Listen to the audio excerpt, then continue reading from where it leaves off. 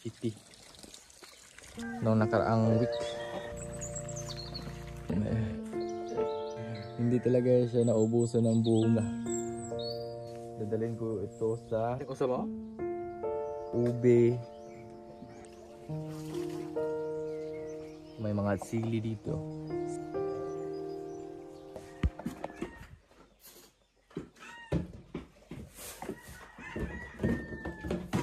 Ganda naman na yung answer tilapia din.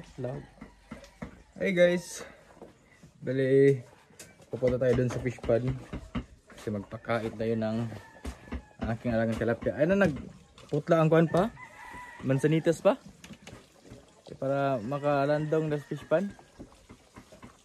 Guys, punta tayo sa fish pond kasi magpakain ako ng aking mga alagang tilapia.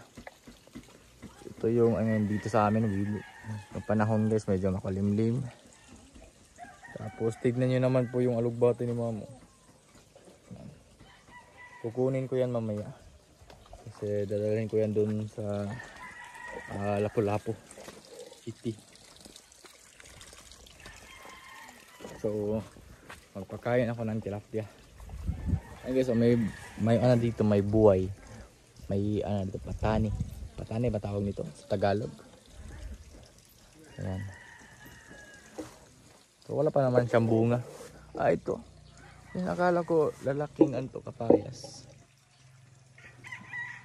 Kasi sobrang daming bulaklak yun noong nakaraang week. Pero ngayon meron na siyang bunga.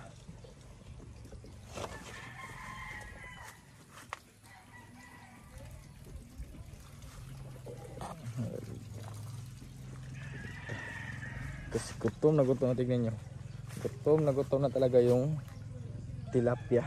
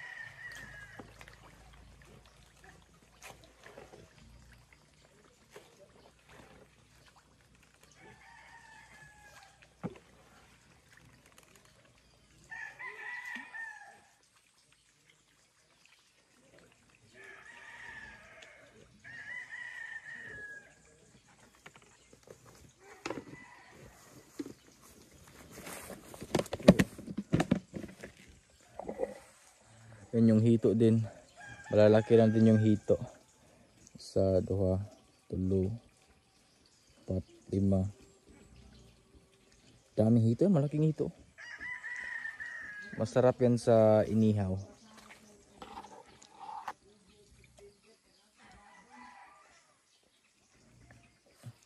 Meron ng mga malalaking tilapia din. Tapos yung iba, nanganganak na po yung ibang tilapia. Then yung pabo, andun na nangitlog. Bale hinarangan ng net.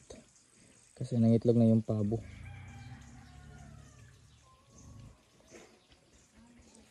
Titignan ko nga dito sa likod dito sa may labasan ng tubig sa fish pond.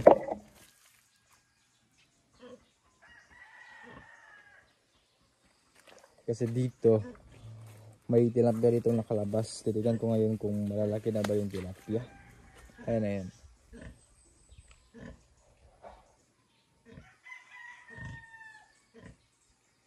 Nabuhay pala yung Madre de Agua.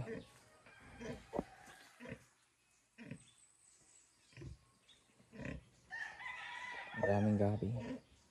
Kulungan ng baboy.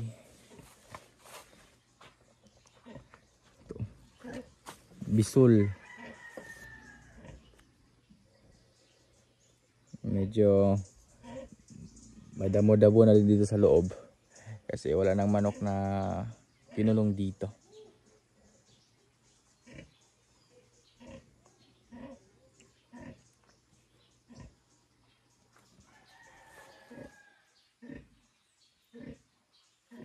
Ito pala yung itinanim ni Baldo.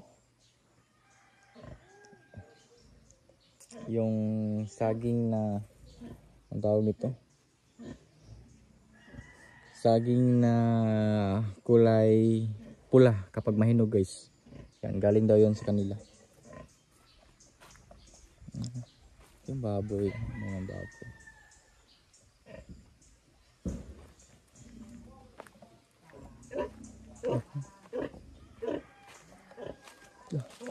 Daming dabong oh. May dabong. Yun oh, pwede na din magulay. May dabong na naman.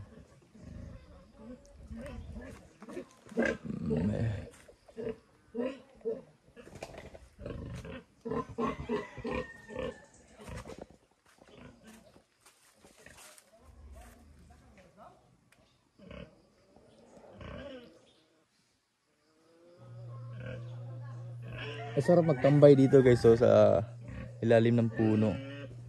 Bagaan nga dyan magduyan. Meron akong duyan dun sa bahay.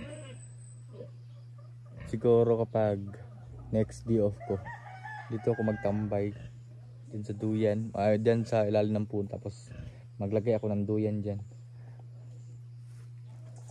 Kasi ang sarap magtambay kapag sa ilalim ng puno. Malamig yung paligid.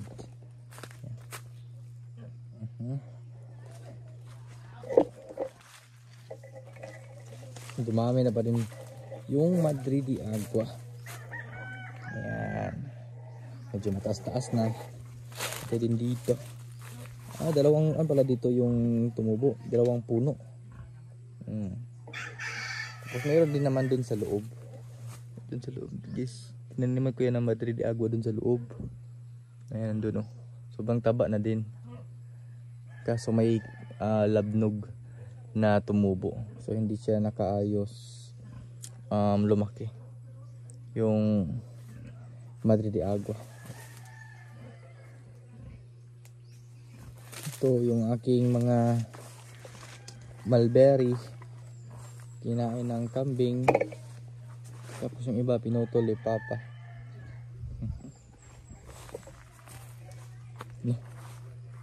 Nabuo yung manok. Tignan ko daw dito kung meron bang itlog. Wala. Yan, labo yung manok yan guys. Matagal na yan dito sa amin, mga siguro 3 years or 2 years ba. Yung labo yung manok na yan.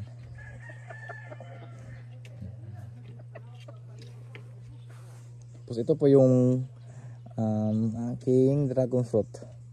Medyo meron ng sumisibol na mga andin, iba't ibang dragon fruit. Ayan, sa gilid may sanga-sanga na siya guys. Pati doon yung sa kabila. Kasi nilagyan ko yan ng dumi ng kambing. So kaya nagkaroon na siya ng sanga-sanga. Tapos yung kalamansi oh. Tignan niyo yung kalamansi. Tuloy-tuloy pa rin yung bunga ng kalamansi. Hindi talaga siya naubusan ng bunga. Kahit hindi na season ngayon ng kalamansi. Yan. May mga bunga na siyang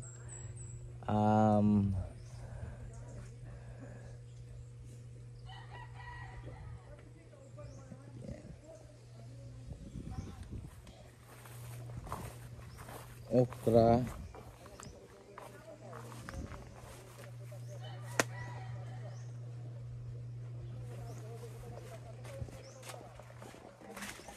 So may itinanim din si Mama dito na lugbati. Asa uban ni lugbati? Tanong niyo ma. Katong ubang lugbati. Ito siya guys oh. Mga lugbati. Doon pa yung iba.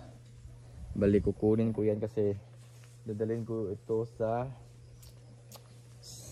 Lapu-Lapu. Wala pa rin ka nagtanong uban na niya ma oh? Ano? So ito yung pagkain din ng kambing guys. Bali galing din yan dun sa aking kapatid dun sa Mindanao. Bali pinadalan ako ng seeds. Kasi andun din to, pagkain daw ng kambing. So kaya nagdala din ako dito sa Cebu para meron akong maitanim. Dagko daw ni ko sa mo. Ilaray na siya sa bakilid ba? Yan, tignan nyo ang aking pusa. Ito si Mingming. Mingming! Bali, ano to sila guys, na injectionan na ng anti-rabies. At saka vitamins. Kasi mayroon pumunta dito sa amin na mga veterinarian. Nag-inject sila ng mga hayop. Katulad ng Miming. Pero ito, hindi to palaging tumabing matulog sa akin. Yung palaging tumabing matulog sa akin guys, yung isang pusa, yung kulay white.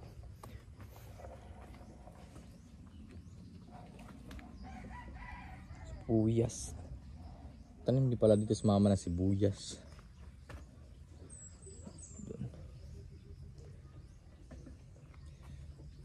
Ito sili. Seedling di sa mama nito yung sili. Ay, dami sili.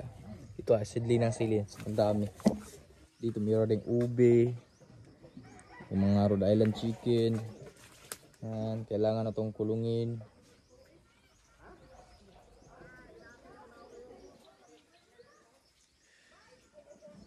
Ito yung view sa umaga.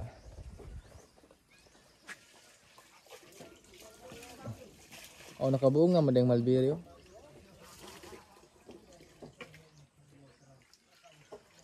Si Piolo guys, ada. Nagoga si Piolo. Si Coco Martin asa ka to ni uli. Uli no. Let's baldo, ligo garo to.